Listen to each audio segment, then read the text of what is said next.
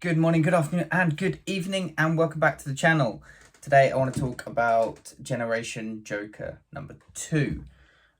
So we are back with the story by Sean Murphy, and I think it was a script by Katana Collins and Clay McCormack. God, my brain is hurting. Katana Collins, Clay McCormack. The art by Mirka Andolfo.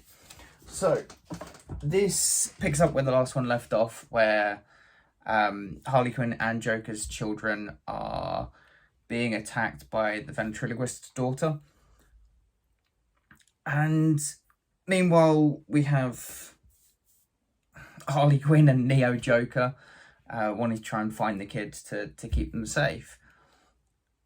Again, it's another strong issue, to be honest, and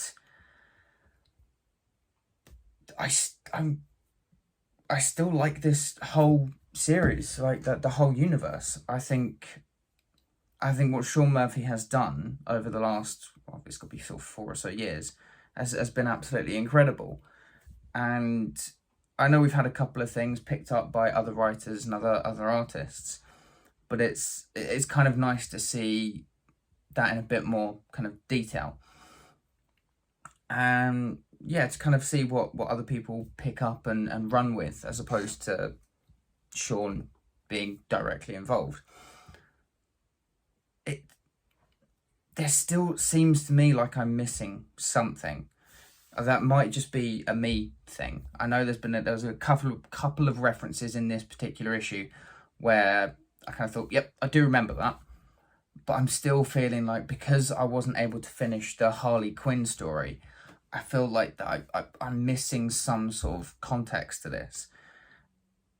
And I can kind of say that it is frustrating. Obviously, if you're coming into a universe, you're not expecting everything to just be completely off on its own in its own world, and be able to pick everything up and be like, oh, I can enjoy this separately for everything else. But the fact that I've read 80% of this universe, and I'm still getting this niggling at me to say that I'm missing something here. It's frustrating, but overall the art is very similar to what we had from the original. Again, it might just be me forgetting what things were like 3 or 4 years ago, but I don't really see too much of a change here. The story's good. There's a little bit more action in this one than there was in the first one, and there's a lot of the kids being a bit more sassy to the Joker.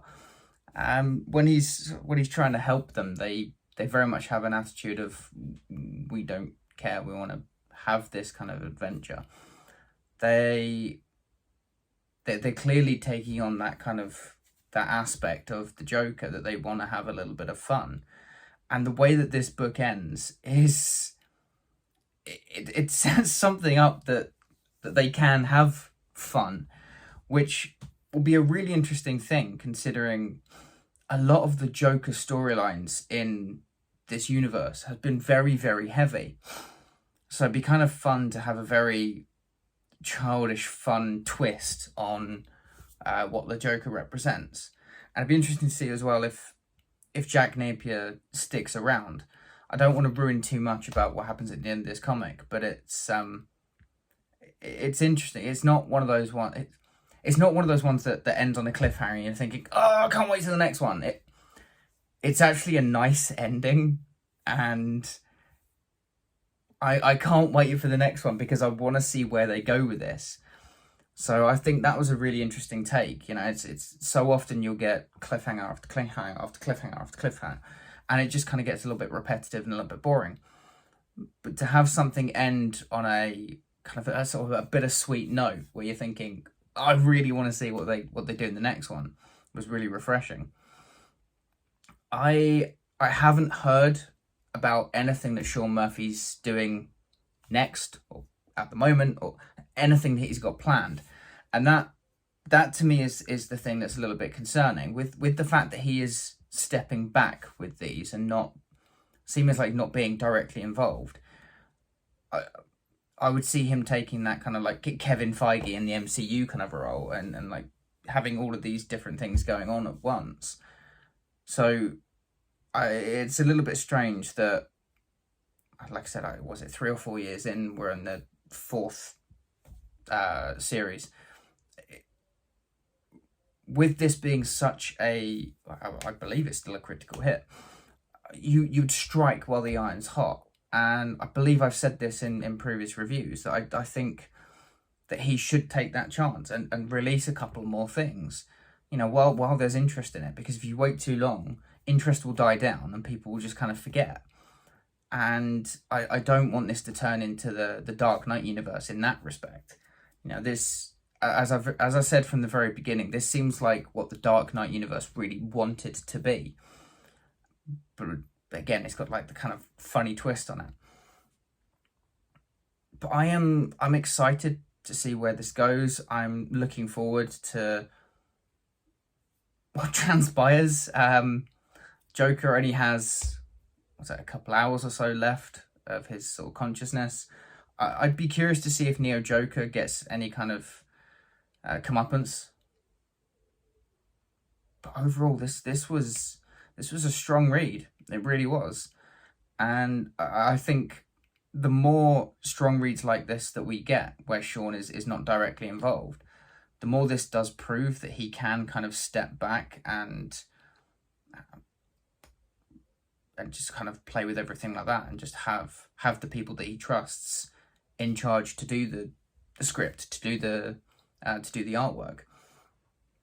And me personally, I want more of those one shots like we got with Dr. Freeze. Mister? God, that's so bad that I don't know Batman villain's name. God, that's awful. Yeah, I want more of those one shots like the Mr. Freeze. I thought that was an incredible read. It was very emotional, and it really put a very different spin on the character. And I feel like that's what Sean Murphy has done so strongly throughout this whole universe. So I want to see a little bit more of that, and hopefully we'll get a little bit more in the next few issues of Generation Joker. But who knows? We'll see. But look, if you guys have read Generation Joker, either 1 or 2, let me know what you think about down in the comments below. Don't forget to like, share, and subscribe, because it really does help me out. And I'll see you all in the next video.